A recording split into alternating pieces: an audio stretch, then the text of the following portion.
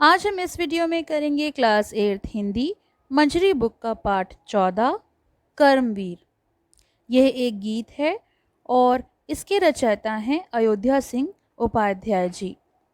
प्रस्तुत गीत के माध्यम से कवि ने कर्मवीरों की विशेषता को व्याख्यात किया है, यानी कर्मवीरों की विशेषता बताई है। कर्म यानी काम और समय के सदुपयोग के बारे में भी इस कविता में बताया गया है। तो चलिए कविता को पढ़ देती हूँ, साथ ही साथ संदर्भ सहित व्याख्या भी बता दूंगी। देख कर बाधा विविध, विविध माने बहुत सारी, बहुविघ्न घबराते नहीं। यहाँ पर कर्मवीरों की बात की गई है। रह भरोसे भाग्य के, दुख भोग पछताते नहीं। काम कितना ही हो कठिन, किंतु उकताते नहीं। भीड़ में चंचल बने जो, वीर दिखलाते नहीं। हो गए एक आन में, उनके बुरे दिन भी भले। सब जगह सब काल में, वे ही मिले फूले फले। तो चलिए इसकी संदर्भ सहित व्याख्या पढ़ लेते हैं। तो इसका संदर्भ होगा, प्रस्तुत पंक्तियां हमारी पाठ्य पुस्तक मंजरी के कर्मवीर नामक कविता से ली गई है। इस कविता के रचयिता अयोध्या सिंह उपाध्याय हरिऔध जी हैं। प्रसंग, प्रस्तुत पंक्तियों में कवि ने कर्मवीर यानी जो कर्मठ लोग हैं, जो बहुत काम करने वाले मेहनती लोग होते हैं, उनकी प्रशंसा करते हुए उनके गुणों के बारे में बताया है। व्याख्या, कवि कहता है कि जो कर्मठ लोग होते हैं, जो मेहनती लोग होते हैं, वो किसी भी बाधा से घबराते नहीं हैं। किसी भी मुश्किल का सामना वो कर सकते हैं। वे भाग्य के भरोसे नहीं बैठते, दुख नहीं भोगते और पछताते भी नहीं हैं। उनके लिए कोई भी काम कठिन नहीं होता और वे अपनी योग्यता का दिखावा भी नहीं करते। वे अपनी लगन और मेहनत से अपनी किसी भी परेशानी को दूर कर सकते हैं। साथ ही ऐसे लोग सदैव ही सुखी रहते हैं। आगे दिया हुआ है, आज करना है जिसे, करते उसे हैं आज ही। सोचते कहते हैं, जो कुछ कर दिखाते हैं वही।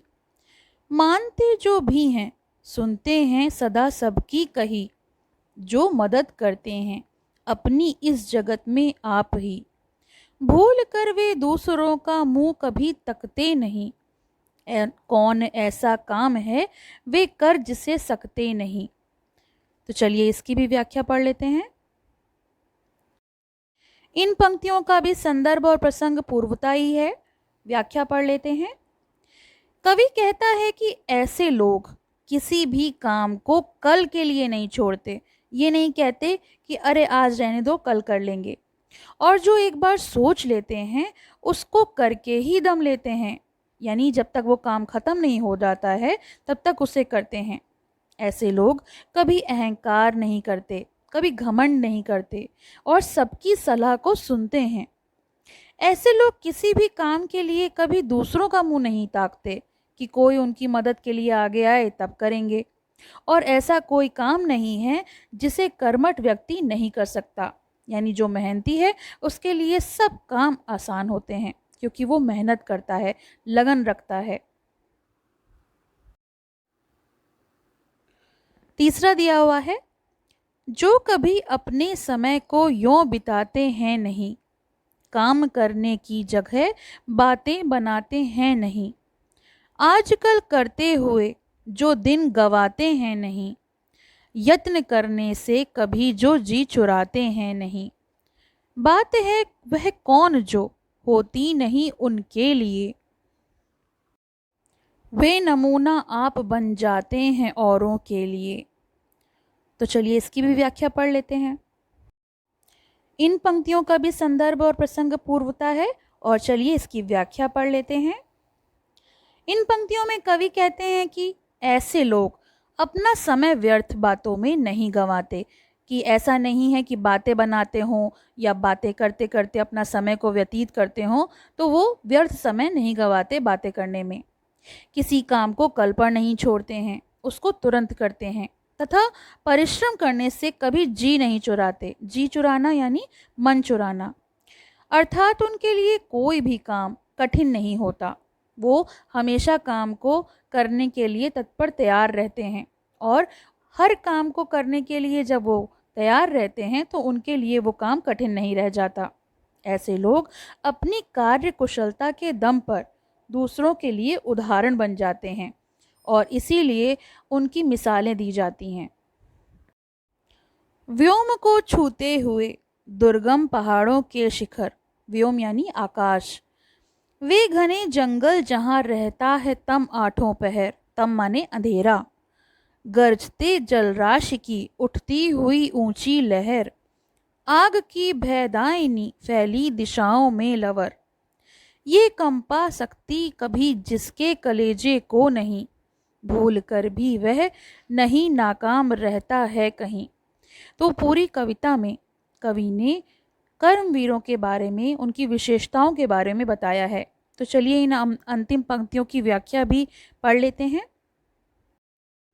तो इन अंतिम पंक्तियों की व्याख्या कुछ इस प्रकार है। कवि कहता है कि चाहे आकाश को छूता हुआ पर्वत शिखर हो या घना अंधेरी जंगल हो, यानी जिसमें बहुत ज़्यादा अंधकार हो, या फिर उफनती हुई लहरें हो, भयानक अग्नि की ज्वाला हो, कुछ भी इनको भयभीत नहीं कर सकती। अर्थात ऐसे लोगों की राह में कैसी भी रुकावटें आएं, ये घबराते नहीं हैं और ये अपनी मंजिल पर पहुंचकर ही दम लेते हैं। इस कविता के माध्यम से कवि कहना चाहता है कि भारत के समस्त नागरिक कर्मवीर बने और अपने देश की शान बढ़ाएं। तो ये तो हो गई इस कविता के प्रसंग सहित व्याख्या। आपको कैसी लगी ये कमेंट सेक्शन में ज़रूर बताइए। पसंद आए तो लाइक का बटन दबाइए और ज़्यादा से ज़्यादा शेयर करिए। इस कविता के प्रश्न अभ्यास चाहिए तो उसका लिंक आपको डिस्क्रिप्शन में मिल जाएगा। साथ ही साथ इस किताब से जुड़े हर पार्ट के वीडियो की प्लेलिस्ट की लिंक भी मैं आपको प्रोवाइड कर दूंगी, तो आप वहां से जाकर देख सकते हैं। पसंद आया हो तो लाइक करें, शेयर करें और चैनल को सब्सक्राइब करें। सेक्शन में ज़रूर बताइए। और जैसा कि मैंने पहले कहा कि अभी तक आपने मेरे चैनल को सब्सक्राइब नहीं किया है तो सब्सक्राइब कर लें, जिससे आपको आने वाले वीडियोस के अपडेट्स मिलते रहें, और बेल आइकन प्रेस करना ना भूलें। पसंद आए तो लाइक का बटन दबाएं और ज़्यादा से ज़्यादा शेयर करें। धन्यवाद।